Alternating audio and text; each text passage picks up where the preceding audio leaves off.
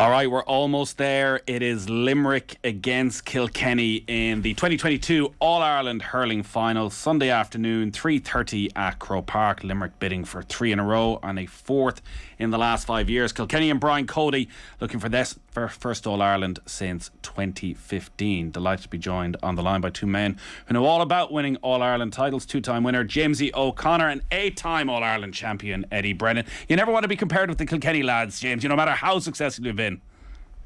Yeah, eight, and I'm sure JJ on Sky as 9, one more than Eddie. You put him back in his box straight away there, Eddie. Put him back in his box straight away, exactly. But yeah, I mean, sure, look at, the greatest team that I've ever seen, Nathan, without question. Although if Limerick do it on Sunday, they'll suddenly enter that conversation. So yeah, will it? Is that what's at stake here, Jamesy, for Limerick? That conversation, that it was an automatic that Kilkenny side were the greatest of all time. If Limerick can do 3 in a row, can do 4 in 5 years, are we suddenly having that debate next week?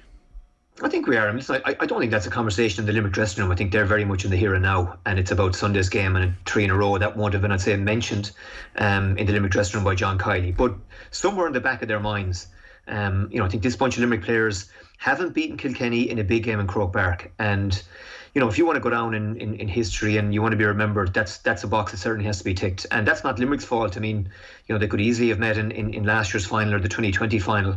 But I don't think 2019 would have been forgotten about. I think that in one sense, the fact that Kilkenny and not Clare probably concentrates the Limerick minds more in terms of the challenge and the formidable challenge that awaits them at the weekend. But certainly, if you step outside of, what the Limerick mindset is going to be, I think that, look, to do 4 in 5 years in the modern era where it's so hard just to put even titles back to back would be phenomenal. And with the age profile of this team, most of those players, don't look like they're going anywhere anytime soon.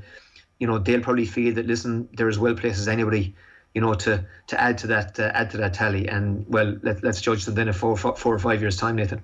I did want to talk to you both about your own All-Ireland final memories and your own performances and the importance of your performance to the enjoyment of the success, because I was listening to a fascinating piece with Daithí Regan, as they generally are with Daithí, where he was talking to his son Jack, the rugby player with Ospreys. Was a piece we did here on Off the Ball, and Jack asked him about that question that's often asked of how important that connection is from you playing well. Does it change your appreciation of the success if you played well or haven't? And Daithí was pointing out in '94 he was taken off as a sub and he was sitting in the dressing room like, what should be this euphoric moment, you're an All-Ireland champion, and feeling a little bit sorry for himself. And Joachim Kelly walked over and said, listen, in 20 years time the poster will be up on the wall in the pubs in Offaly and they'll see Daithí Regan's name, and all anyone will know is what you gave to the county. They won't be thinking about one performance and 150 minutes. Like, you gave as much as anybody to Offaly winning that All-Ireland, and he needed that, but he was still in that moment in the dressing room, which should have been just pure joy of thinking, Jesus, I didn't have my best day. And he came out in the All-Ireland then, which they lost, and actually was outstanding and was able to actually take something from that. For you, Eddie, when you look back on all the success, do you look at different successes differently depending on how you played? Yeah, possibly. I don't remember that one with Daithí. He was a raw enough old midfielder in my recollection. So I think he's bigging himself up. It's a bit of both. I think the reality is you don't care.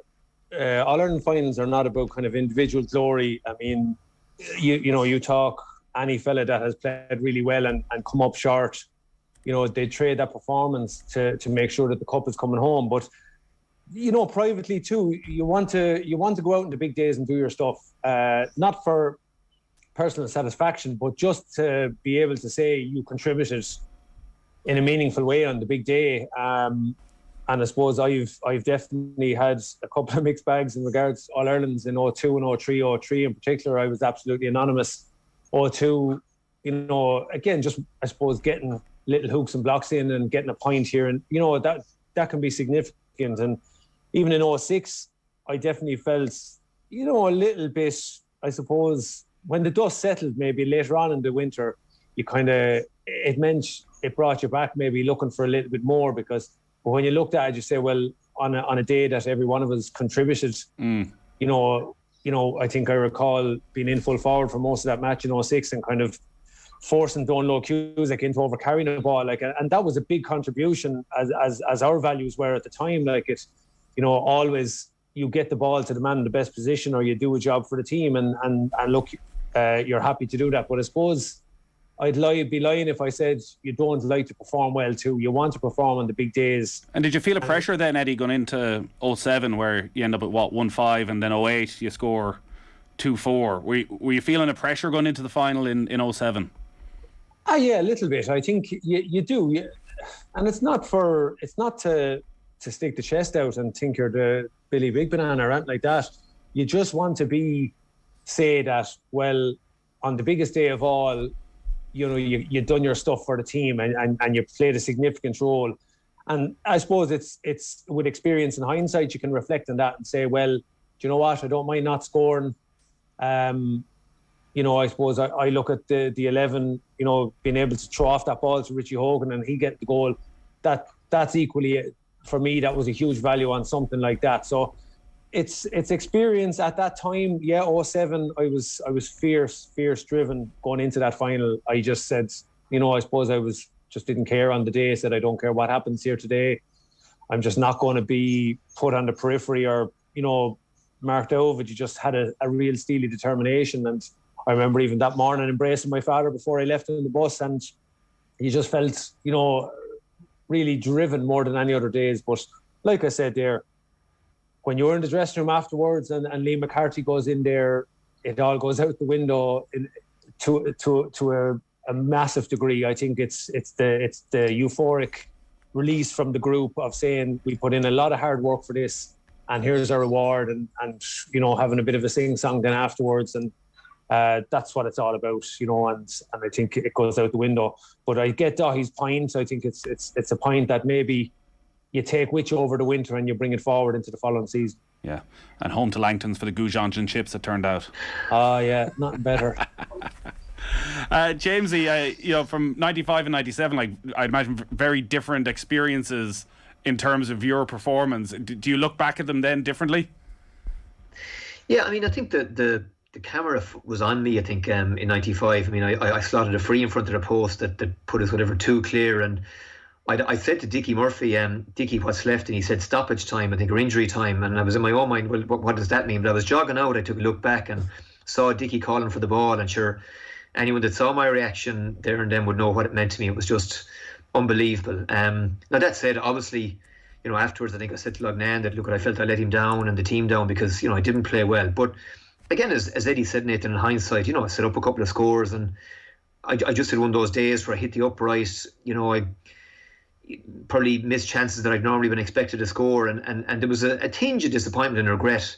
But again, not that, more that you let Brian Lohan and Shawnee McMahon and Dalo and Ollie Baker and all these fellas that you massive respect for, that you felt you'd let them and the team down. But as Eddie said, listen, you know, if you played well and shot the lights out and lost, you know, how would you feel? Sure, look, there's no comparison. You know, you want to win. That's what it's all about at the end of the day. Did you change your approach then in 97? Like, where you produced one of the great performances? Well, I mean, I don't know. Like, at half time, I had done nothing in the first half. And again, you know, I was sitting in the dressing room at half time, probably asking myself serious questions like, I can't believe this is happening again. Can't get on the ball, can't get into the game. But certainly the second half, things went a lot better. And I remember Lognan, maybe 10 minutes into the second half, coming on the pitch with me, saying to me, look, do you want to swap wings? And I said, no, I'm getting into it. And, you know, I was thinking clearly, he was thinking clearly. And look, I mean, I suppose, look, you work hard enough and keep working hard, things maybe fall your way. And I had a much better second half. So yeah, there's probably I look back maybe at 97 with fonder memories maybe of the All-Ireland final than I do 95. But in one sense, winning the Munster final 95, Nathan, was the big thing for us. The All-Ireland was brilliant, but you know, there was such elation, I think, and relief at winning Munster and finally breaking through the glass ceiling.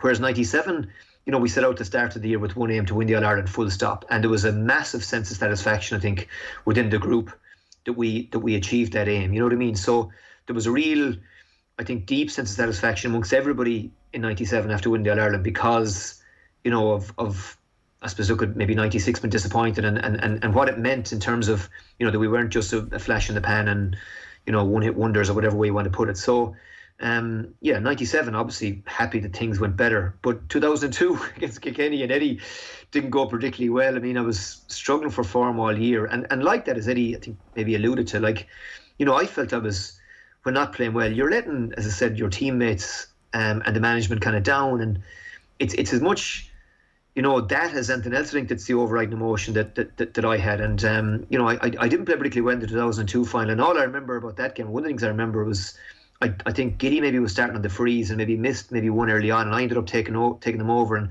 feeling real pressure on every one of them because Kilkenny were ahead and we were struggling maybe to stay in their coattails, and that was probably greater pressure than I'd ever felt maybe over dead balls than I had my career prior to that. But it's a day that can pass you by very, very quickly, Nathan. And like Eddie'd know this in an Ireland final, like as well, you're a marked man, the stakes are higher, the fences are steeper, there seems to be less space, less time in the ball.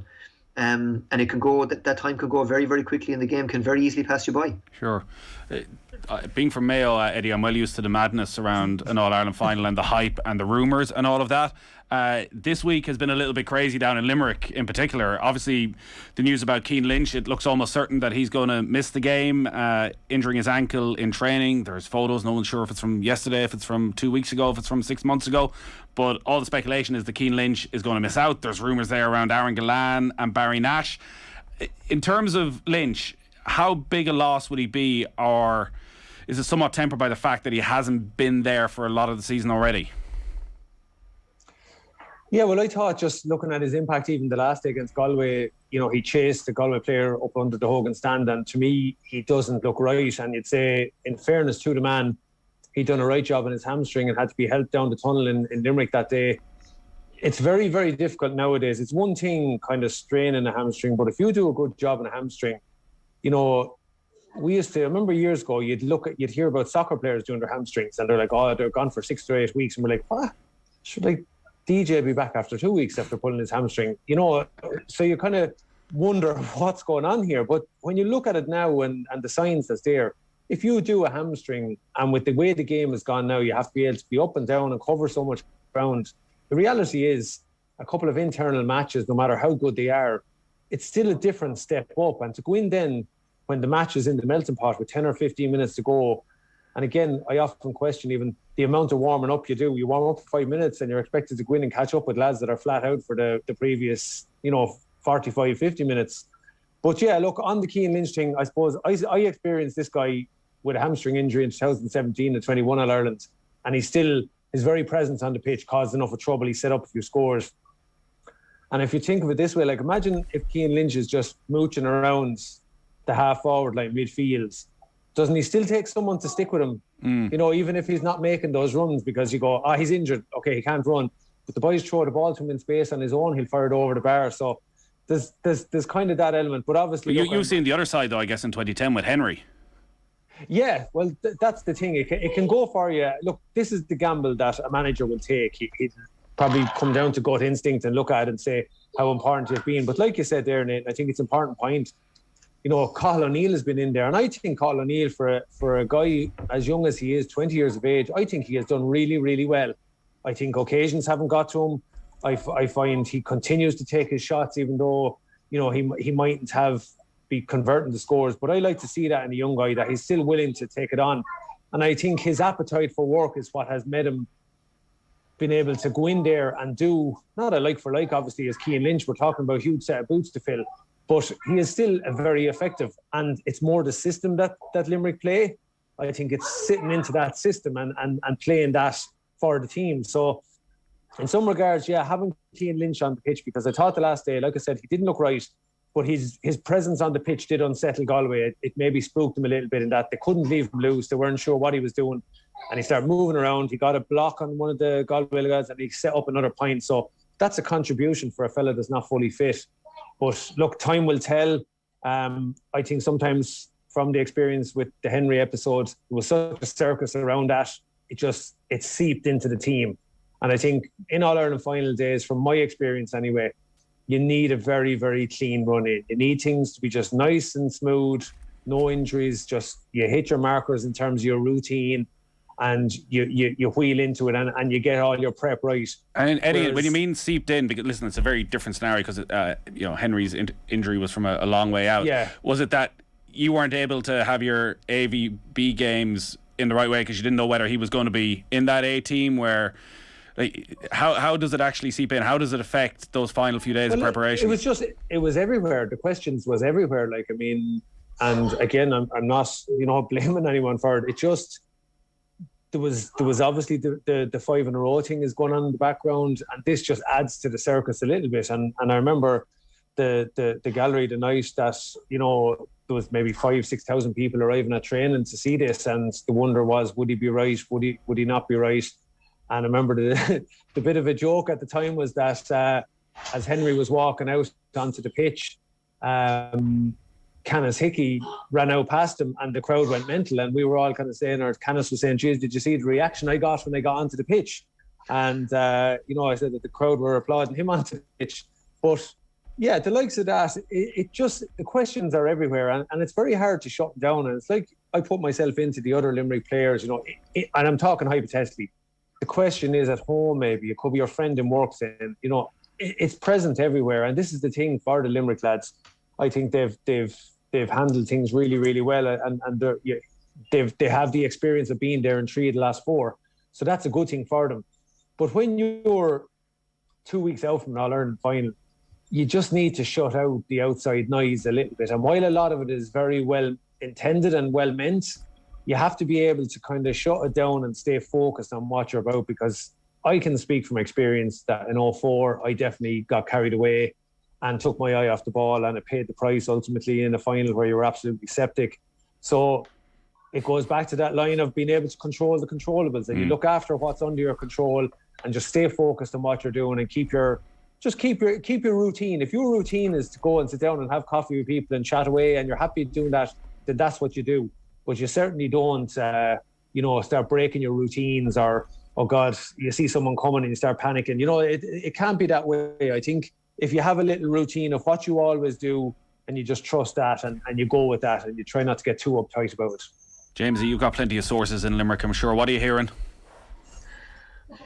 Yeah, sure. Hearing that he went over in the ankle or something in training last weekend, and he's apparently out, but who knows? I mean, again, clearly it's a setback, and clearly it's another headache that John Kiely could have done without. But listen, I thought they'd really missed him, Nathan, and yet, they haven't. To be honest, they haven't really in terms of how they play. I mean, the machine just rumbles on, and okay, clearly they're a better team with him in the side, and you could certainly make the case that Hagerty and Morrissey play better when he's alongside them in that half forward line. Maybe it's because he takes watching, as Eddie said. But I think they'll use it in a positive way. If he's out, he's out. They just don't have him, and they've got to get on with it. And they're, as Eddie said, they're an experienced team. I mean, this is a team that won the final 2 years ago by 11 points. They annihilated Cork by 16 points in last year's final. They've produced their best performance of the year in the All-Ireland finals. So it's not like they're going in inexperienced or, with no knowledge of how to deal with the day or the occasion or any of that stuff. So, they're pretty hard-nosed and very, very well organised. And I'd imagine, again, that, Kiely and Kinnerk and that backroom team will make sure that, look, at the minds of where they need to be. And if Colm Lynch isn't available, he's not available, it's next man up. And they've done that all year, and the bench has shown, do you know what I mean, that they're capable of coming on and making an impact. And, you have Cathal O'Neill, Peter Casey obviously is back, which gives him maybe another option there. And David Reedy has shown what he can do coming off the bench. And Kyle Hayes, I mean, Kyle was centre forward in 2018 and was starting to rumble like the Kyle Hayes of old, in the semi-final against Galway. I mean, he was, watching it back now again during the week, he was a lot better than I thought he was. Got on an amount of ball, and if he's running at Richie Reid with intent and pace and purpose on Sunday, that's not going to be good for Kilkenny. And he's a big game player. Hayes has been really good in the big games. Man the match in the 2018 final.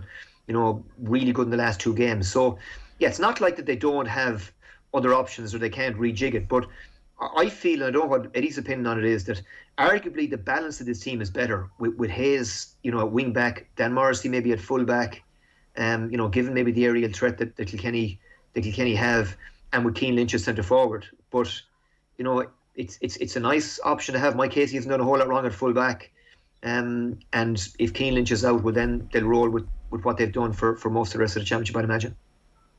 Eddie, I was listening to the hurling pod with Paul Murphy and James Skehill, and it was really interesting. They were going through the various different matchups, and Paul was making the point that when Cody's sitting down and he's putting together the matchups, it's obviously based on tactics and ability, but also he puts a big stock in personality. Actually, is there somebody in that Limerick side, personality-wise, you can put someone on that'll unsettle them a little bit?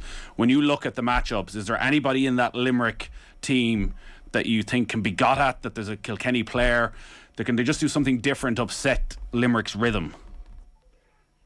Yeah, I suppose if it was me in that situation, you're looking at trying to put like for like and see, who's a good fit for somebody. And I would have felt, look, Mikey Carey is a good fit maybe for Hegarty. But if, when I think of it now, like Paddy Deegan is a real abrasive guy. He's bowled in the way I like it. A lad to be kind of, he's not afraid to mix it up. And I think if you were saying, is Digo maybe someone that could get at Hegarty a bit and rattle him a little bit? I mean, you're talking about a guy who was a hurler of the year in All-Stars and has done it on the biggest days consistently over the last few years. And I suppose my concern is that both of them guys that we talked to, Morrissey and Hegarty, have had, poor days by their standards in the semi-final. So that kind of, has you going, well, God, it's unlikely both of them are going to have a quiet day again. And they are really, really pivotal to Limerick, that when Limerick are going well, they're the two guys. I think Morrissey for me is a guy that if there was a transfer market in the morning, wouldn't you love a guy like him? Because he just goes about his business in a very, very quiet way. And he is just so valuable to a team with hooks, blocks, and then he's able to see a pass, but he also chips in with his couple of points. But if you look at even the contribution that they're making, that Limerick, we'll say half forward line, they're accounting for, I think, is it? Hold on now, I'm trying to get a look at a statistic here. There's a phenomenal amount of scores. 23% of their scores are coming from that half forward line. So that's 136. Now, I'd argue it might well be back a fraction on what it normally is, and maybe that's down to skewed a little bit by the semi-final. So, Hegarty was a 2-3, 2-2 last year in the first half. So, for me, I think Digo could just, get at him a little bit, because I think we've seen maybe Garrod has been a fraction, distracted at times this year. So maybe something like that could be something that might... even, we'll say, break even. That's all you need to do, or nullify his influence. But, the last day you look at what Fintan Burke done, he followed Hegarty everywhere and he snuffed him out. Jamesy, what do you think in terms of the matchups and if Cody is to pull some sort of a wild card? Well, I think just to go back to the wing forwards, I think, Nathan, teams have learned, that whatever else you can't allow Hegarty and Morrissey to run amok and give them the freedom of Croke Park the way teams did in the past. And I mean, between them, 12 points from play in the 2020 final, Hegarty got 7, Morrissey 5, and they got 2-5 from play between them in last year's final. And that's a savage contribution. And even, I think this year, the teams that have had success have decided to man mark them, that if that means then that your full back line is has lots of daylight and grass between, in front of it, well, they're going to have to cope and they're going to have to survive. But in that sense, then you're maybe picking your poison, because they're able to get that ball then maybe into Gillan or into Flanagan inside with more room for them to manoeuvre, and they've been the guys that are doing it. So I'd imagine certainly that there's no way Cody would allow those guys not to be marked or tracked, and I think that the wing backs will go with them. I think Declan Hannon at centre back, I mean, he wants to sit. To me, I see TJ centre forward. Right. And will O'Donoghue, Darragh O'Donovan, the wing forwards be able to shut down TJ. I mean, if TJ gets the ball in his hand and gets a fraction of time or space, you're marking it down. So that's an area where I think John Kiley and the Limerick management will have spent a good bit of time discussing, how do we make sure that, we limit TJ's impact, because that's the one thing in the two games that Kilkenny have lost. He's either been curbed or he's a negligible impact. I mean, he clearly wasn't right, and Saul Taylor was gone at half time, was nowhere close to 100% fit. But in the Leinster, or the match against Wexford in the Leinster Championship, You know, he did brilliantly, stepped up Mossy Keown for the goal in the first half. But other than that, Matt O'Hanlon, again, as he's done a few times over the years, has attached himself to him and pulled and dragged him and negated probably the impact that TJ has. So for me, he was hugely important against Clare. I mean, he ran the show in the first half. I suppose that's the trick, Jamesie. Is what do Limerick do? Like, because the last day, you know, TJ went in and started 13, and after about 10 or 12 minutes, he moved out. And Limerick don't like to mix and match. We'll say their set play, you know, how they set up. So, like, you know, are they going to detail someone to follow TJ wherever he goes? Because I think Hannon is equally happy to go out the field a little bit, because Hannon can hurt you. If Hannon goes into midfield, and I've seen him doing it in a couple of matches, and he picks up a ball, he'll clip one over from midfield, no problem. And I think Limerick are not afraid to let Hannon kind of go up into midfield, because Nash and the guys at the back mind the house so well. But I think that's the big thing. Limerick don't deviate from their game plan. So if TJ starts moving around a little bit and he does start picking up ball, and like that Mullen axis as well, Mullen is everywhere. Again, Limerick don't like to man mark. So that's going to be very interesting to see how that plays out, because Adrian Mullen plays everywhere. And that's going to be very, very interesting what happens there. Yeah, and Limerick, like Eddie, everyone knows the way Limerick are going to play, you know, what they're going to do, and yet everybody by and large seems powerless to stop it. So I don't see them deviating from what they do. They just do it so well, and it's so ingrained now and so finely tuned. But you're dealing with, you know, an exceptional, a special player in TJ, and certainly, you know, it's a bit like DJ in the past, Eddie. If DJ is going well, or if DJ got an early goal, you know, you felt the Kilkenny fellas around were a foot taller, and it's a bit like TJ there. And you know, obviously he's extra motivation given Richie's captain. There's nothing more. But he brings all the other players. Steps, you know? Yeah, well, he brings everyone else into it. When TJ is going, he's able to make things happen, and I think, you know, he is the kind of the driving force there, because he's not just clipping over frees, or he's not doing the loose stuff. You know, he's winning clean puckouts, and he's dispossessing defenders, which is just your absolute gold standard forward nowadays. He has to be able to do that. Yeah, 100%. Jamesie, when you say teams haven't figured out how to stop them yet, results-wise, obviously they're still winning their games, but the Munster final was an incredibly tight game. You know, the semi-final for Limerick went right to the wire as well. Is that Limerick not quite been at the level they were last year, or is that actually teams tactically figuring out what this Limerick side are all about now? I think it's a combination of both, Nathan. I think clearly, like, you know, without Lynch and curbing the impact of Hagerty and Morrissey, I think that certainly has gone a long way towards, you know, maybe closing that gap. And I think other teams have improved. They've got stronger, they've got fitter, and I think maybe Limerick as well maybe are back a little bit on where they were. But I mean, the other side of it is, Nathan, like, they are the champions. They're the team that everybody gets up for. Everybody is throwing the kitchen sink at them, and yet you still have to admire that they haven't blinked. Yeah.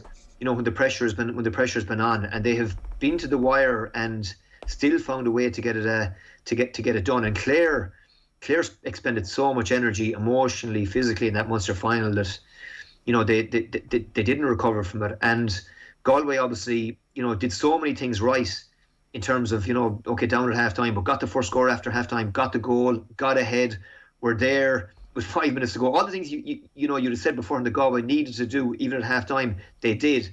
And yet, you know, Limerick found a way to get it done. So there's massive belief, I think, in the system, in the players, in themselves, and in the management, and trust in the management that, look, if they stick to the process and keep doing what they're doing, you know, it'll get the job done. And that was noticeable in terms of the subs when they come on at the end. There was nobody deviating from the game plan, nobody taking on a wild shot or a low percentage play.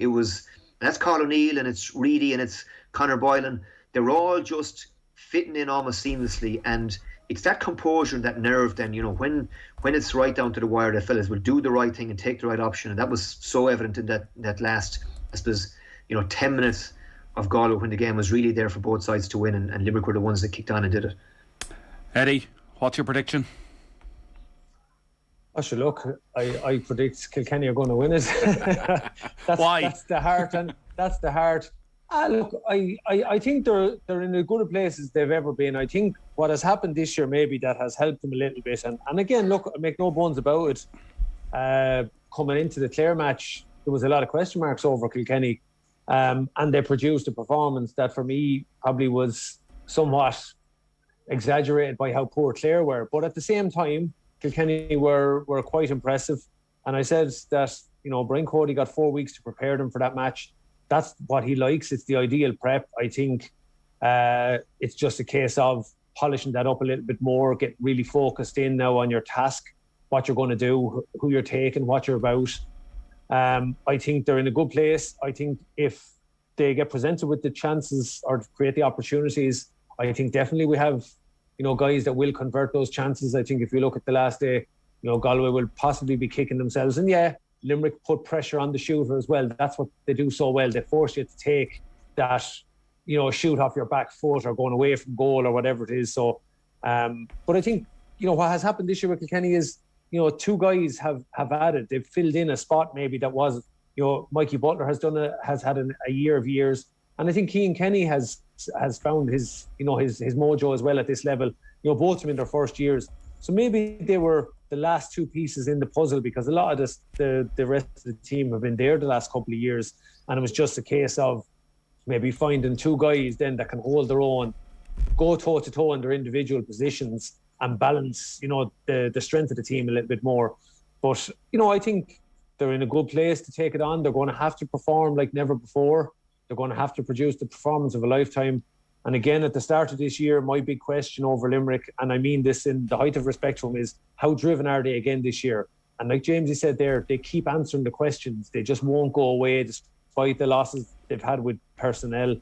But I just think that if hurt and hunger is to be a driving force, well, if this Kilkenny team doesn't have the edge there, they'll never have the edge. I mean, they've had a couple of tough years, and if ever there's a team that wants an All-Ireland, it's this crew.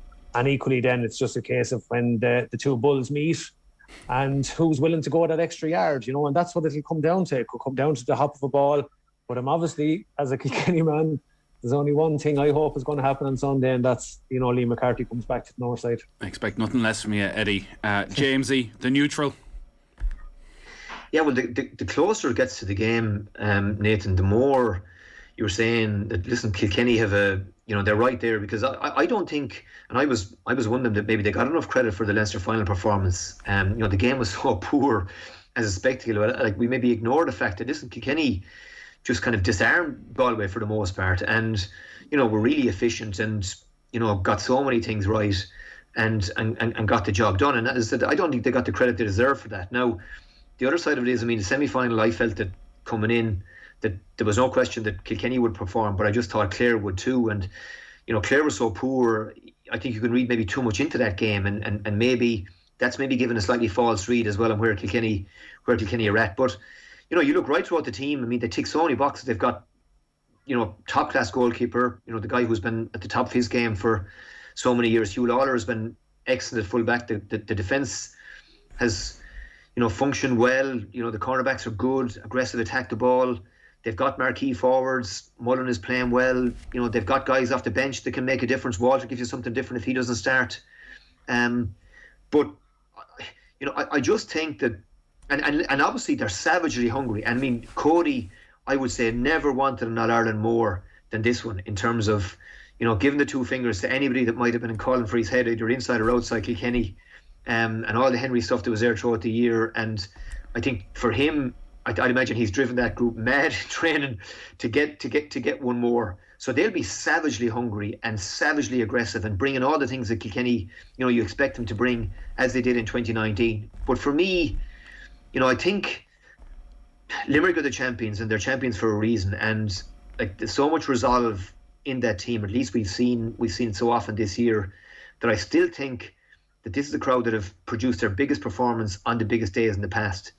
And I think they'll come out with, again, real intent and real determination again, just to tick that one box that maybe remains, and that's beating Kilkenny in a big game in Croke Park. And I still think they have a bit more on the field. I think Kilkenny might have 1 or 2 chinks that maybe they can go after and expose. And I think, as I said, if Kyle Hayes in particular has a big game, and Gillan and Morrissey and Hegarty, if they turn up, I think Limerick will get the job done. All right, hopefully it won't go to penalties. I don't think we'll be able to replay after extra time.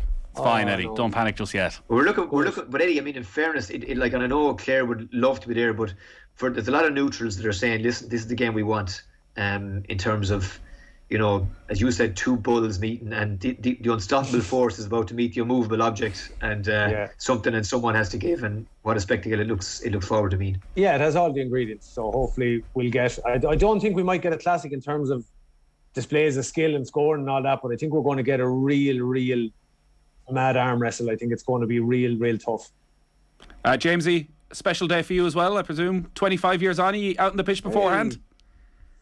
We are, yeah. We missed out obviously in 2020 due to COVID, Nathan. So they're combined 95, 97. So we're done for the weekend. We'll have really looking forward now to meeting the lads on Saturday. We're staying Saturday night, Sunday night, and so we get to. She's take it easy Saturday night now, Jamesie. On Sunday, we will. Yeah, no fear. Working Sunday anyway. So I think Dalo was training the last 6 weeks for it. Oh yeah, no better man. Listen, I'd say you get a huge reception. Probably one of the, if not the most popular All-Ireland winners of the last quarter. Would have been the perfect scenario if Clare were there, Nathan. But absolutely, that unfortunately was not to be. Absolutely, Eddie, we'd be sick of the sight of you out in Croke Park in a few years.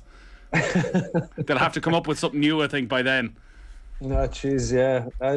Not too far away. We have a bit to wait yet, but no, I just echo that. I think definitely that Clare team, hugely popular team through the 90s, along with Wexford and Offaly, it was a great time for Hurling, and I was a young lad of 15, 16, 17 watching those Clare teams and Offaly and Wexford, and they were just great times. But yeah, look, I think it's one team that I think we were looking at 2 years ago and saying it was fierce disappointment that they weren't going to get the acknowledgement. So it's good to see that happen. Yeah, Jamesie, enjoy the weekend. You too, Eddie. All the best, lads. Have a good one. Cheers, Eddie.